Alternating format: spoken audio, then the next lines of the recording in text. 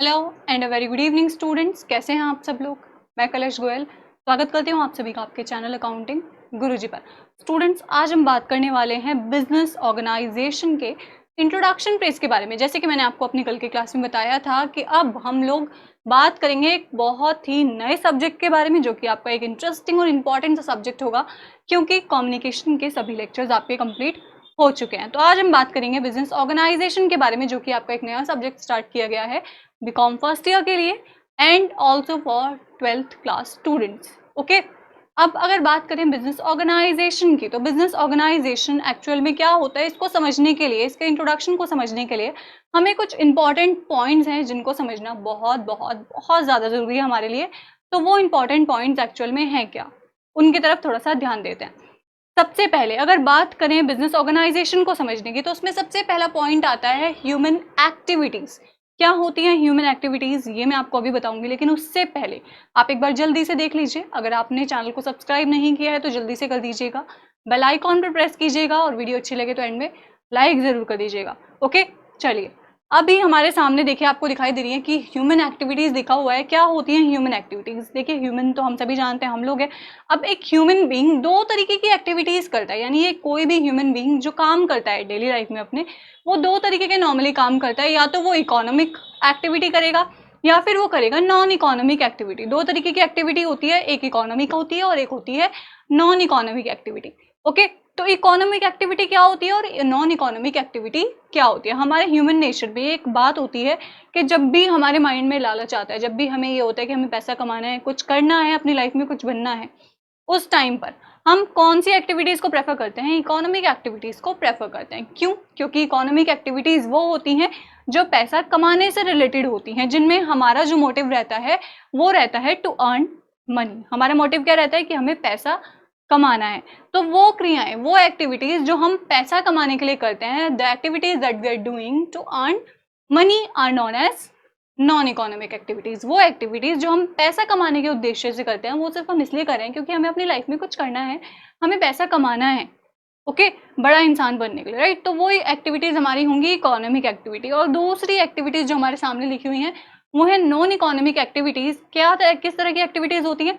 ये वो एक्टिविटीज होती हैं जिनका ऑब्जेक्टिव पैसा कमाना नहीं होता। इनका ऑब्जेक्टिव जो होता है रिलीजियस लोगों की सेवा करना, या फिर अपने कल्चर्स की हेल्प करना, या फिर बहुत सारे ऐसे इनके ऑब्जेक्टिव्स होते हैं, मनोरंजन करना लोगों को। और भी बहुत सारे ऑब्जेक्टिव्स हैं, अपनी मौज मस्ती, सब कुछ जो भी हमारी अदर एक्टिविटीज़ हैं जो हम खुद को सेटिस्फाई करने के लिए कर रहे हैं कि हाँ हमें मौज मस्ती करनी है, हमें घूमना है, फिरना है, या फिर हमें लोगों की हेल्प करनी है खुद से, तो वो है नॉन इकोनॉमिक एक्टिविटी। उसका ऑब्जेक्टिव हमारा पैसा कमाना बिल्कुल नहीं होता। हमारा ऑब्जेक्टिव होता है लोगों की सेवा करना और या फिर मनोरंजन करना। जैसे हमने नॉर्मली देखा है कि हम मंदिर में जाते हैं पूजा करने के लिए, पैसा कमाना हमारा ऑब्जेक्टिव नहीं होता। ओके, और भी बहुत सारी ऐसी जगह होती है, हम प्ले ग्राउंड में जा रहे हैं, खेलने के लिए जा रहे हैं कहीं पर, या फिर हम गेम्स नॉर्मली अपने यहाँ पर खेल रहे हैं, तो वो सारी एक्टिविटीज़ जो हम अपने खुद के लिए करते हैं। अभी कहते हैं कि हम अपनी हेल्थ को सेफ बनाने के लिए हमने किसी की हेल्प कर दी, हमें खुशी मिली हेल्प करके। दूसरी बात, हमने गेम्स में पार्टिसिपेट किया, हम और भी ज़्यादा स्ट्रांग हो गए, हेल्दी वेल्दी, राइट? तो वो वाली सिचुएशन, जो एक्टिविटीज़ हम पैसा कमाने के लिए नहीं करेंगे, सिर्फ लोगों की हेल्प करेंगे या फिर अपने मनोरंजन के लिए करेंगे, वो एक्टिविटीज होंगी नॉन इकोनॉमिक एक्टिविटी। अब अगर बात करें इकोनॉमिक एक्टिविटीज कितने तरीके की होती हैं, तो इनके बारे में देख लेते हैं एक बार। इकोनॉमिक एक्टिविटी कितने तरह की होती हैं? देखिए आपके सामने एक चार्ट है। इकोनॉमिक एक्टिविटीज जो होती हैं वो तीन तरीके की यहाँ पर दिखाई जा रही है। सबसे पहली जो फर्स्ट वन इकोनॉमिक एक्टिविटी है वो है business. Okay, first economic activity जो दी हुई है वो दी हुई है बिजनेस। बिजनेस जो होता है वो भी एक इकोनॉमिक एक्टिविटी है, क्योंकि बिजनेस का जो ऑब्जेक्टिव होता है वो रहता है पैसा कमाना, ज्यादा से ज्यादा पैसा कमाना। अब अगर बात करें बिजनेस के मीनिंग की, तो बिजनेस का मीनिंग हमें क्या कहता है? देखिए ध्यान देंगे बिजनेस के मीनिंग पर। बहुत सिंपल सा मीनिंग है। बिजनेस जो होती है, ये जो एक वर्ड है ना बिजनेस, ये दो वर्ड से मिलकर बना हुआ है। First one is busy and the second one is ness. जब हम किसी भी काम में बिजी होते हैं, बट जो हमारा ऑब्जेक्टिव रहता है, जो हमारा मोटिव रहता है, वो रहता है टू अर्न मनी। ओके, हमारा ऑब्जेक्टिव क्या है? पैसा कमाना। हम बिजी हैं, लेकिन क्यों बिजी हैं? क्योंकि हम पैसा कमा रहे हैं। ओके, हम खेल रहे हैं, कूद रहे हैं, हम उस काम में बिजी हैं, तो वो पैसा कमाने वाला काम नहीं है, वो सिर्फ एक मनोरंजन है, हम अपने खुद के लिए कर रहे हैं। दूसरी बात, हम पैसा कमा रहे हैं, हमारा मोटिव है पैसा कमाना है, मेन मोटिव है हमारा maximise profit and earn money, जिसमें हमारा मोटिव प्रॉफिट अर्न करना रहता है, वो होता है बिजनेस। ओके, बिजनेस जो है वो एक ऐसी टर्म होती है, बिजनेस जो है इज अ टर्म जहां पर वेयर दो टर्म्स जुड़ी हुई होती हैं, टू टर्म्स आर जॉइंट, जहां पर दो टर्म्स जुड़ती हैं। एक टर्म क्या होगी, परचेज करने वाला, और दूसरा होगा सेल करने वाला। ओके, एक सपोज कीजिए मैं हूं, मुझे कोई भी गुड्स परचेज करना है, तो मैं तो परचेजर हुई क्योंकि मैं गुड्स को परचेज कर रही हूं, और दूसरा एक पर्सन है सेल आउट करने वाला, तो वो पैसा कमाएगा क्योंकि वो मुझे गुड्स सेल आउट कर रहा है। उसने 5 रुपीज का कोई प्रोडक्ट लिया होगा, तो वो मुझे आगे जाकर 7 to 8 रुपीज का वो प्रोडक्ट आगे जाके सेल करेगा, राइट। तो बिजनेस वहां चलता है जहां पर दो टर्म्स एक साथ जुड़ जाती हैं, दैट इज परचेजर और seller. Where two terms are joint, क्यों जुड़ती हैं, एज टू अर्न मनी, इसलिए जुड़ती है पैसा कमाने के लिए। या फिर हम नॉर्मली इसमें जो डेफिनेशन अगर हमें थोड़ा बड़ा बनाने के लिए लिखनी पड़े, वो डेफिनेशन बनेगी, business is a term where two terms are joint, जहां पर दो टर्म्स जुड़ जाती हैं, as to sell and purchase. क्यों सेल और परचेज, मोटिव क्या रहता है, कुछ भी सेल आउट करना, परचेज करना, जिससे हमें प्रॉफिट हो सके, right, as to sell and purchase. But, लेकिन वर्ड यहां पर आ गया है बट, लेकिन the main motive of business is to earn money. जो बिजनेस का मेन मोटिव रहता है, इंपॉर्टेंट मोटिव जो रहता है, वो रहता है पैसा कमाना, earn money. Okay, business main motive is to earn money and maximise the profit.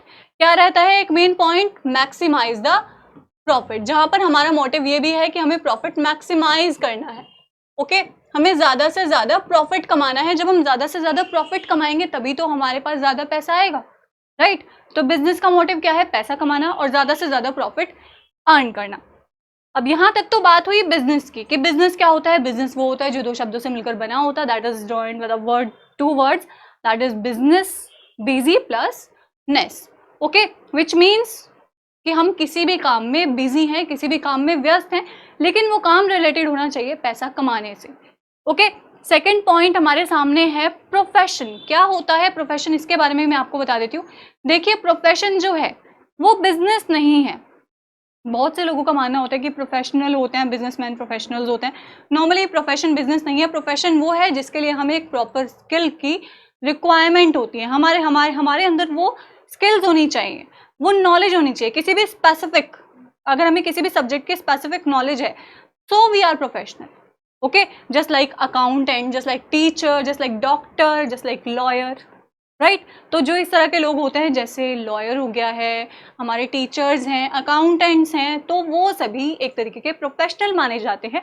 हालांकि उनका मोटिव भी पैसा कमाना होता है, इकोनॉमिक एक्टिविटीज में आते हैं क्योंकि पैसा कमाते हैं, राइट। टीचर्स हुए, डॉक्टर्स हुए, उनका वो पैसा कमाते हैं, लेकिन पैसा कमाने के साथ साथ उनका मोटिव लोगों की हेल्प करना भी होता है, लोगों की सेवा करना भी होता है।